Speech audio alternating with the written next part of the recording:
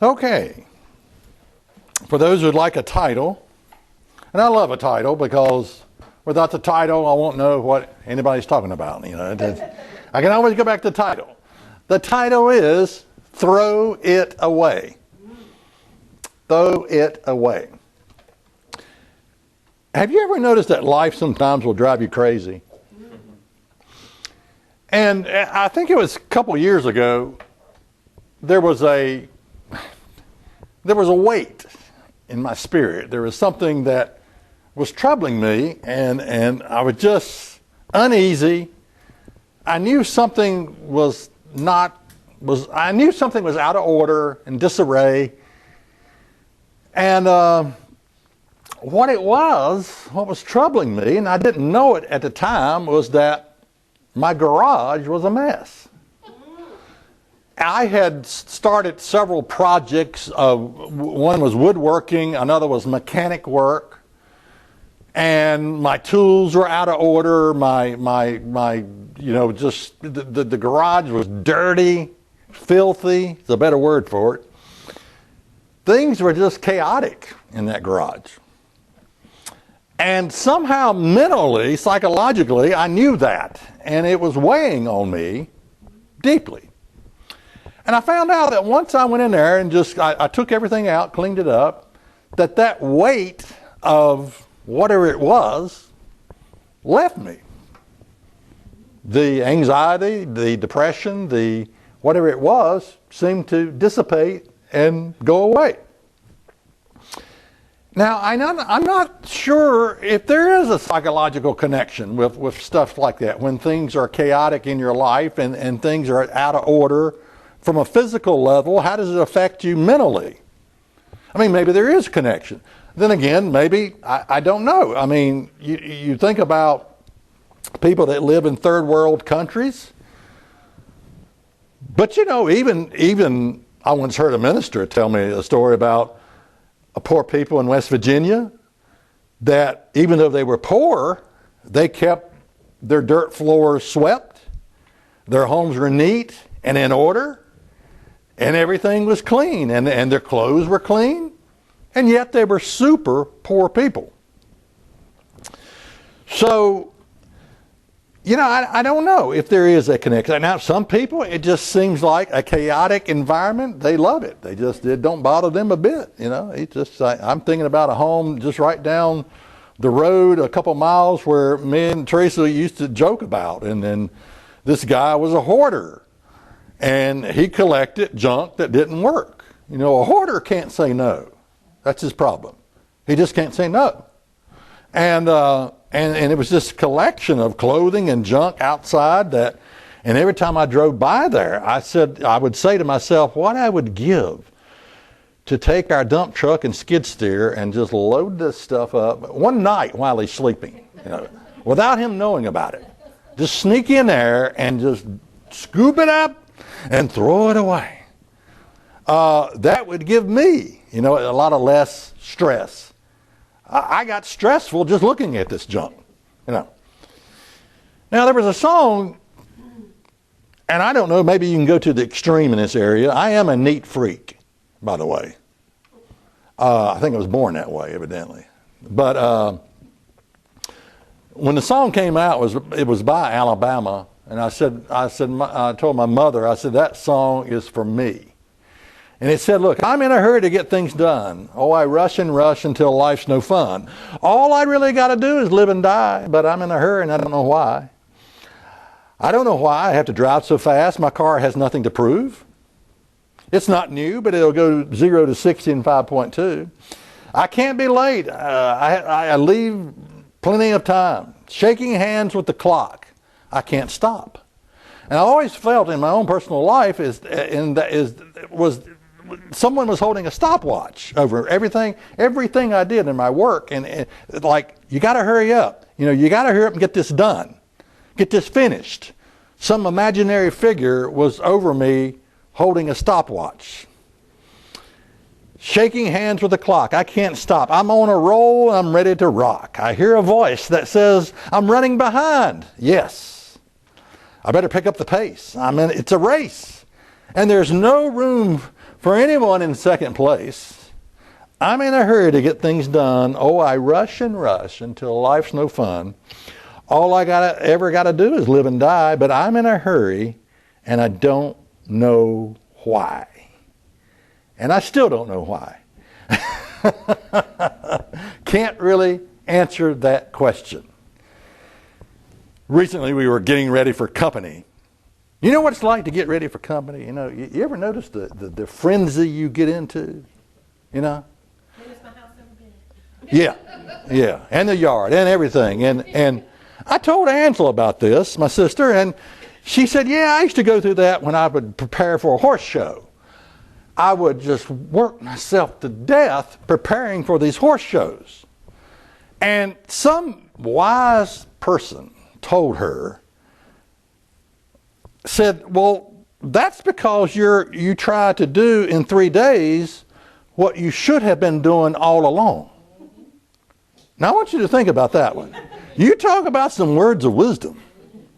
That's because you're trying to do in 3 days what you should have been doing a little bit every day. And that's why you're stressed out. You can't do what would take 40 hours in 1 day. And again, I think that's why a lot of us have stress and anxiety, and we're trying to do 80 hours of work in 1 day. So first we're going to have to identify why we don't do each day what we should be doing. We're going to identify this by the scripture. In Proverbs 24 and verse 30, it says, I went by the field of the slothful and the vineyard of the man void of understanding. But, you know, they say you can't read the book of Proverbs without being called a fool. Over and over again. And that's very true. But in this story, it talks about, you know, I went by the field of the slothful and the vineyard of the man void of understanding. And the stone wall was all broken down. Now, you know this as well as I do, that a stone wall is the last thing to go on a house. You know, all the rest will go down. But the stone wall, when it crumbles, that's a lot of neglect. I mean, a lot of neglect. Different translations. The Good News Bible says, I walked through the fields and the vineyards of the lazy and stupid person. I like that. A Message Bible. One day I walked by the field of an old lazy bone and then passed by the vineyard of a lout. Now let me say something. There is a thing called getting old. And I think as we get older, you have to plan your days with less work. You can't just push and push and push. You can't, your mind may say you're a teenager, but your body is telling you something else. Your body is saying you're lying to yourself. You're a pathological liar. You know, okay, that's what your body is saying. Okay. So I understand that. You're not a teenager anymore. Another translation, I went past the field of someone who didn't want to work. I went past the vineyard of a man who didn't have any sense. Another translation, I passed by the field of one who was lazy and the vineyard of a stupid person. Are you taking care of what God has given you on a daily basis? If you're not, Proverbs has just identified you as a lazy, stupid person. Now, look, don't kill the messenger boy. That's just what the Bible says. Okay. So how can we simplify and organize our lives so that we have less stress? You know, you ever get to this point, you got so much. The problem is we take one look at everything we have to do and we are totally overwhelmed. And we think, if I start here, and then we look over here and say, well, no, that's not, this is more important. And then we look over here and we say, no, that's more important. And I don't even know where to start. I'm clueless about where to start. We're totally overwhelmed. Well, I'm going to give you the answer from the Bible. Ecclesiastes 3 and verse 6. Something that we have been neglecting for a long, long time. Something we've been doing for a long time, but something we have been neglecting for a long, long time. Ecclesiastes 3 and verse 6. Breaking into the middle of a thought. It says it's a time to get and a time to lose. A time to keep and a time to cast away. Title of the sermon, Throw It Away. We have spent probably 50 years of our lives gathering. It's like an obsession. Gathering, gathering, gathering, gathering, consuming, more, more, more. And when you consume everything around you, we are a consumer. I mean, we just consume and consume. And what can entertain me? And what can make me laugh? And where can I go? And what can I do? And what movie? And what TV? And what music? And what, and we are consumers, and there's no room left for you to create and give back to the world. You see, when you pick up your Bible, the first 6 days, God is doing what? He's creating. And He's giving back. And somehow we have managed to get this, we don't have any room left to create. Well, there's a reason why. We've been too busy gathering. And we have neglected the casting away. Okay, some rules to go by. How to get your life back in order. Number 1, throw away everything that doesn't work. First thing you could do to start this journey. Throw away everything that doesn't work. Now, if it doesn't work, why you got it? Why are you keeping it? Are you hoping for a miracle that God's going to, boom, one day that thing's going to start? That weed eater is going to fire up one day. Everything, throw away everything that doesn't work. Motors, generators, a car on blocks, ink pens, markers, highlighters. My mother would have a canister of over 100 ink pens that didn't work. My sister would just go through, Mama, that doesn't work. Mama, that doesn't work. Mama, why are you keeping hundreds of ink pens that didn't work? Lawnmowers, dishes, kitchen tools, cameras. I got a digital camera that's 18 years old. It takes terrible pictures. Terrible. Nothing compared to your cell phone, the quality of that cell phone. And I got an old cell phone.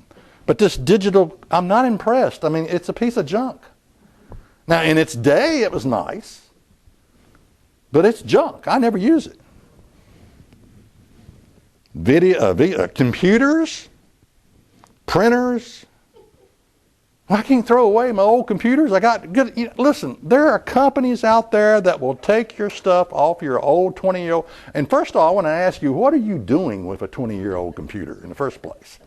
They will take that stuff off and put it on a USB stick. Everything. All your pictures, everything you want, and you can hang it somewhere in your closet, and you've just sort of reconstructed your whole life right there, just by getting rid of that junk. There's something Ansel and Ronnie gave us back a long time ago. You see, this is what we do. We like to give our junk to other people. You ever notice that? I mean, it's like an obsession. It's like I'm more righteous. It's a sin if I throw it away. And I give it to somebody else as if they want it. I don't even know what it is, but it's never been used. It's supposed to print some pictures. It's a little device about that big, and no one even does this anymore, print pictures. And it's still in the house. It's still there, for pity's sakes. 20 years it's been there. 20 years. Throw it away. Number 2, delete all your emails. Just delete them all. Just go through there. I just did this. All 8,000. I had 5,000 that had never been opened. Now, what does that tell you? If 6 months has gone by or a year has gone by and I've got 5,000 emails that I never opened, what that tells you is it's not important. Just delete it. You're not going to die. You're not going to go straight to the pit of hell. Your life is really not going to change other than you'll have peace of mind. If you just delete all your emails and start unsubscribing to the junk. Okay. Some of you spend all day long reading and deleting emails. You know, it's like I said, it's funny. I can have, 3 months old emails that I haven't opened, and why do I feel that it's important now to look at? To declutter your house is to declutter your mind. Jesus said, I want you to be fishers of men. How do you fit that with, I spent the whole day reading and deleting emails? Where does that fit in at? I want you to be fishers of men. Well, I spent the day reading emails and deleting them. I got through 2,000. I got 8,000 more. No, you can scroll down and just scroll and just delete, and you will never miss it. You will never miss it. It's not important. You see, junk mail. How about junk mail? I've actually thought about putting a trash can and replacing my mailbox with a trash can. A big one. With a flag on it. Put it here. What was that? I said if you put the flag on it, maybe they'd take it back. Yeah, take it back, yeah. You see, junk mail and emails, they're all after the same thing in the end. Your money. You know that, don't you? We all know that. That's what they're after, your money. The goal is to declutter your place from all the distractions that you focus on, sometimes for 12 hours a day. Jesus sent the 12 disciples out. He said, go preach the kingdom of God. The kingdom of heaven is at hand. He's saying, preach the kingdom of heaven is at hand. Heal the sick, cleanse the leper, raise the dead, cast out devils. Freely you have received, freely give. Provide neither gold, nor silver, nor brass. Notice this. Nor scrip for your journey, neither two coats, nor shoes, nor yet staves, for the workman is worthy of his meat.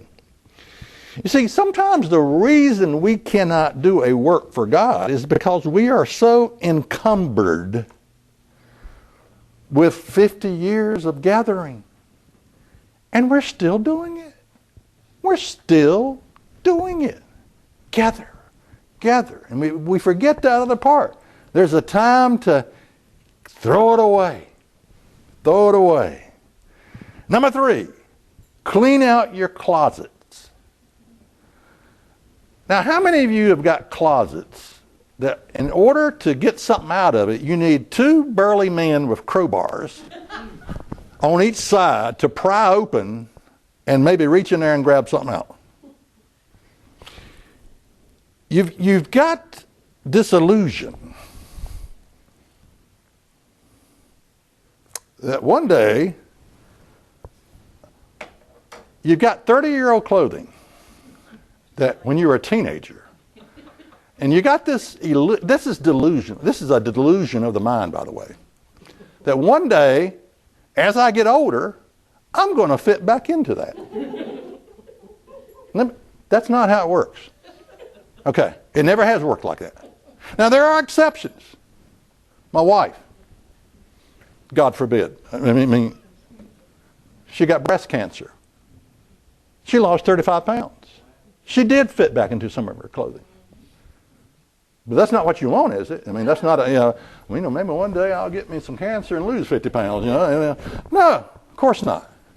No, it's not going to happen. Go out, buy you something that fits you and it is nice. It was It was Ron Dart that he talked in public speaking. He said, look, man, he said, if you need a size 50 suit, go out to the nice men's suit shop, and buy you a size 50 suit. He said, don't get up here behind the pulpit with some jacket where that center button is so tight that you got to have some type of pry system to button that center button, and if you pushed it, the whole thing would just explode off of you. He said, don't get up here looking like that. He said, go out and buy you something that fits you. Clean out your closets. You're not getting back into those clothing, okay? Quit being delusional, okay, in that area. Number 4, clean out your drawers. Clean and organize each and every drawer in your house. My niece tells a story. I got to tell you a story. This is a funny story. That her mother would call this chest, she would call it chest of drawers. Put that in the South, we've got a way of speaking, by the way. I mean, we got our own words. We make this stuff up. But put that in the chest of drawers. And my niece said, for years said, why do you call that thing a chest of drawers? Is his name Chester and is he wearing drawers? And said it was years later she figured out it is a chest of drawers.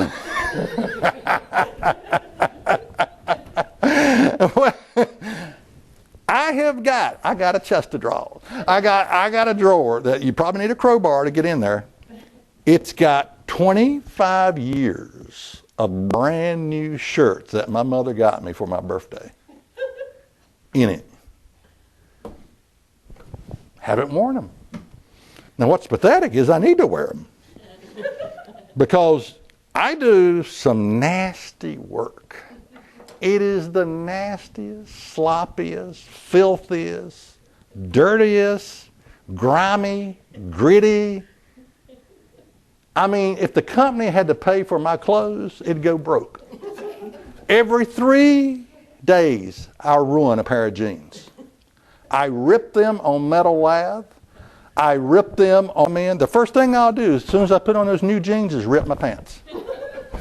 Then I kneel down in Franklin County red mud, which is like a red dye, on the knees. Then I get grease from machinery on them, and then I get cement dust. Now the combination between red dye, cement dust, and grease.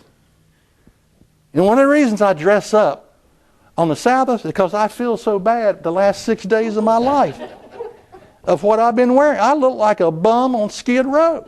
If you saw me, you'd probably give me some money and say, who is this guy? And, I'm thinking, why don't I get these out of the drawers, these brand new shirts, and throw away? I got shirts. They're so bad that Teresa sometimes will say, David, this has to be used. This is going in your garage for a rag. I got one shirt looks like the baby threw up on me. In fact, I went to this supply place one time, and Carl Brown, he was a total cut up. He looked at me, he said, David, did the baby throw up on you? I said, that shirt looks terrible. I mean, he was brutal. This guy was brutal. Funny, but I mean, he told one guy, he said, you are the biggest liar I've ever seen in my life. Richard Crook, I don't know if you remember him, but it was just, he was that type of guy. But people loved him because of his brutal honesty, Number 5, clean up and organize your bookcase. I think bookcases, a lot of times books are, and it's more about ego. Look how many books I got. Haven't read one of them, but I got a lot of them. But a friend of mine, Nathan, gave me like 10 books from Glenn Beck. Now, I'm sure they're good books. They're great titles. But what I know is this: I will never read them. Throw it away. Your bookcase should look like a bookcase. not a stack of junk piled up. Throw it away. Magazines. How many of you got a stack of magazines that tall? Okay. Now what you do is you cut out what you like and put it in a file. Because you don't like the whole magazine. I mean, you just like certain articles that you read. and save that, and save that. Throw it away. 6, men, clean and organize your garage. Women, clean and organize your desk and file cabinets, papers that we keep. We have a business, and I forget, I know the IRS can go back 3 years, and if they find something suspicious, they can go back 6 years. And for a company, you probably know more about this than I do, how far a company they'll go back in that case. But, like my mother, I mean, she never threw anything away. When she passed away, and we cleaned out her attic, she had every Christmas gift she had ever given us. And we quit celebrating Christmas at age 12. And I was 12 when we quit. And I'm talking about receipts from the 50s. Every company receipt, she never threw anything away. And people that grow up like in the Depression like she did, they have a tendency to be like that because it was scarce. She picked cotton all day long for 25 cents. So I understand that, but I'm telling you, receipts, return labels with your name on it. If God would by a miracle prolong my life by 3 lifespans, I got enough return labels to last 3 more lifespans. We got enough. And it is their, if it's their stupidity. If they want to send you 3 calendars that cost $20, nice calendars, and hope to take the chance that you'll send them some money. If they want to do that, let them do it. That is their problem. It's a gimmick to get your money. But how many calendars do you need? Are you going to, maybe wallpaper the house with it? I don't know. You don't need that many calendars. Throw it away. Now, there's 2 rules I live by to keep my place nice, to keep our place nice. Number 1, if I don't use it in 2 years, I throw it away. Or sell it. I just sold it was a bush hog. I sold it to my sister. It was a $400 bush. I didn't want to throw it away. $400, that's a lot of money. And but I have been known to throw away stuff of value. But it's like if I don't use it in 2 years, why is it here? It is taking up space. Get rid of it. Number 2 rule I live by: I never give something to a hoarder. I have before, but no more. You see, a hoarder can't say no. That's why they got all that stuff. I'm thinking, of a place where, every time I keep seeing more junk cars on blocks, and I think these cars on blocks are growing faster than the weeds are. And you ever been to a junk car lot where, as far as the eyes can see, there's junk cars? And you're thinking, one day, until someone's going to have to put their foot down and say, look, you're going to have to get this junk out of here.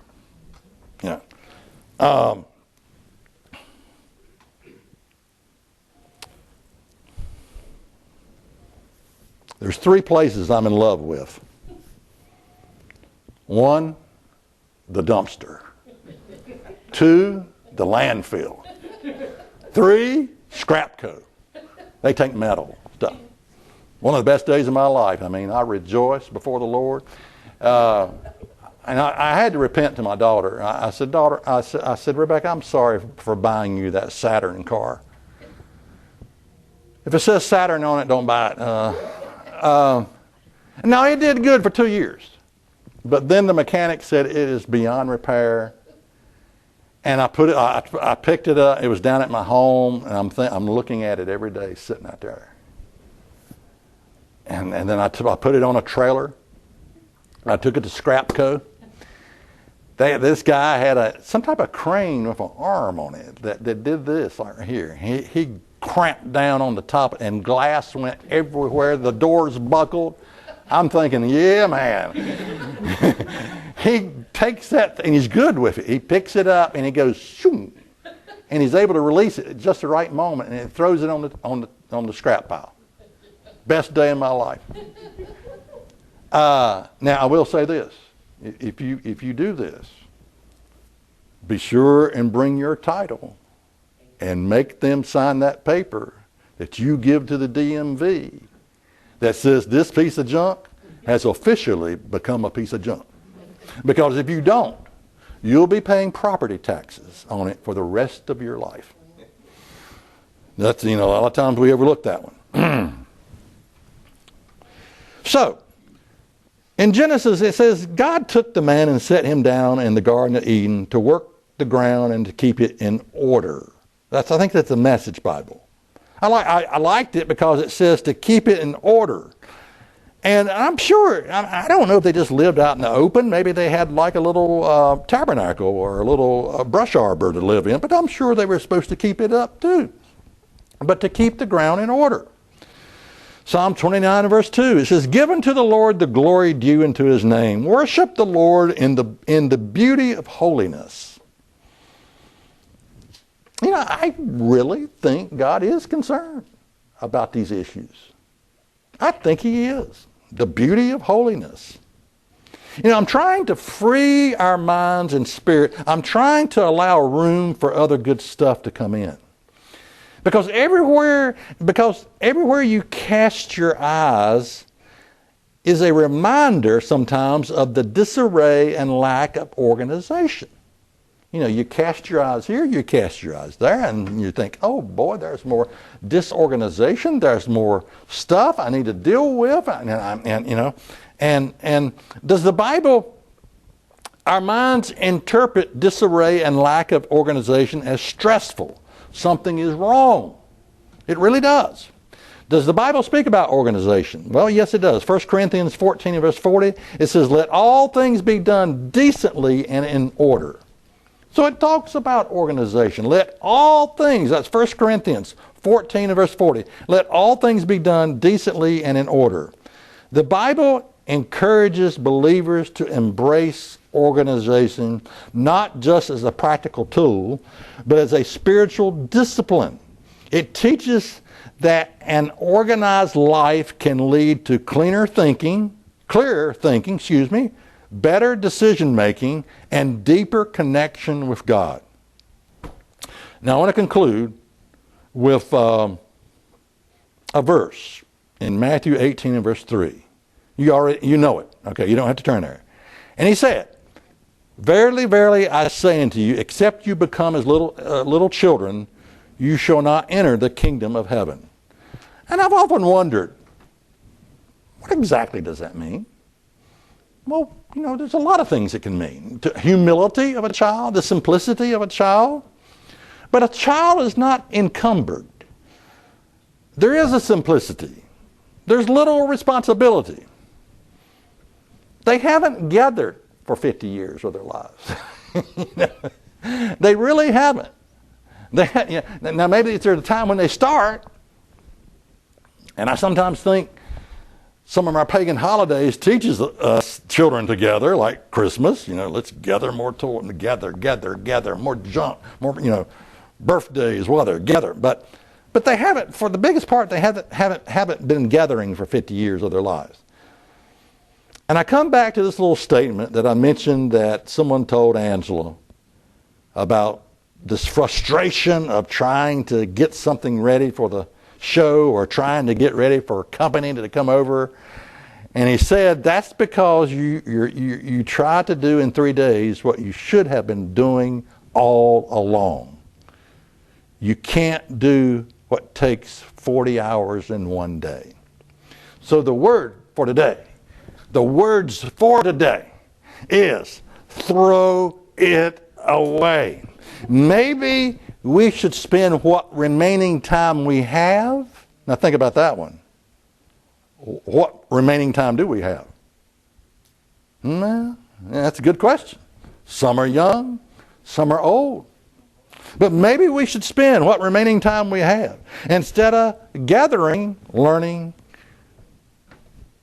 to throw it away.